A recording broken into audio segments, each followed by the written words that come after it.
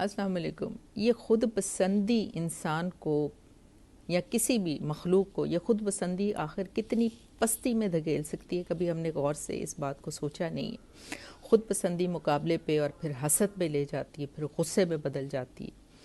आखिर इसको समझने की एक बड़ी आसान सी मिसाल मेरे जहन में आई कि हम शैतान की मिसाल लेते हैं। शैतान को जैसा हम समझते हैं कि जी बड़ा बदसूरत लानती और इस किस्म का कोई ये शख्स है, ये जिन्नात की मखलूक है, लेकिन एक्चुअली ज़माना कदीम में बेसिकली शैतान था क्या।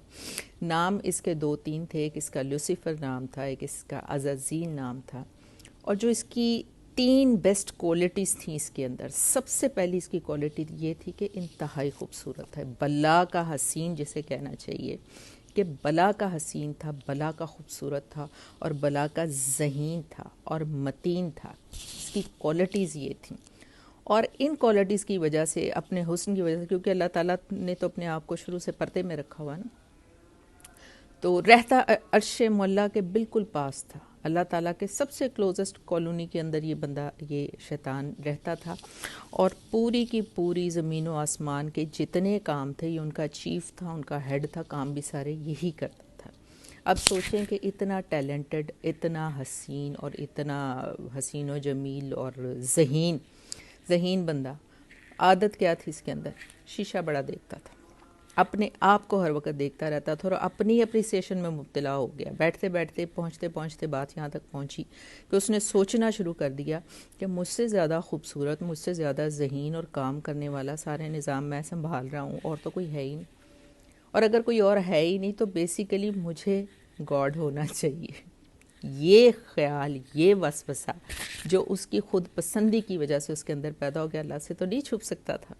तो ये चीज़ उसके दिल में मुसलसल पैदा होनी शुरू हो गई कि मुझे ही गॉड होना चाहिए, सब कुछ तो मैं कर रहा हूँ और इतना मैं खूबसूरत हूँ, इतना मैं इंटेलिजेंट हूँ। तो ये वो वसवसा था, ये वो ख्याल था जिस पे वो पक्का होना शुरू हो गया, इस बात से बेनियाज होके कि कोई उसको सुन रहा है, कोई इसको देख रहा है और वो कहाँ पे पकड़ा जाएगा।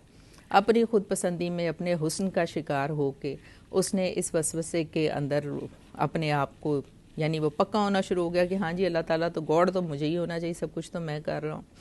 तो फिर अल्लाह ताला ऐसी चीज़ों को इग्नोर तो नहीं करते। उन्होंने कहा ठीक है, उसके बाद तुम्हारा भी इलाज कर लेते हैं। फिर जो शैतान का इलाज हुआ वो आपके और हमारे सामने है।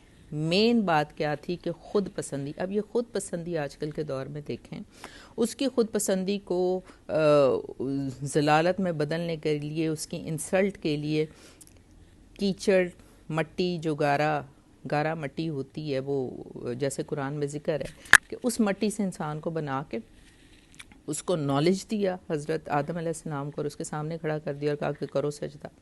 अब वो तो पिटने वाला हो गया कि जी मैं क्यों सजदा करूं, मैं इतना पहुंचा हुआ बंदा कि अपने आप को मैं गॉड समझने लग गया था, तो मैं ये मिट्टियों को सजदे करता फिरूं।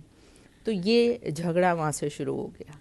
हमने यहाँ से जो मेन चीज़ लेनी है, जो हमारे समझने वाली, वो सिर्फ ये कि ये जो ख़ुद पसंदी है ना, हर एक बंदे के अंदर कहीं ना कहीं, किसी ना किसी चीज़ में, आपने अक्सर देखा होगा कुछ लोग ऐसे होते हैं कि उनकी आदत होती है कि अपनी तारीफ़ें महफ़िलों में बैठ जाएं, अपने अलावा किसी की बात करते ही नहीं हैं, किसी दूसरे को भी बोलने नहीं देते, अपनी तारीफ़ों के किस्से, मैं ये, मैं वो।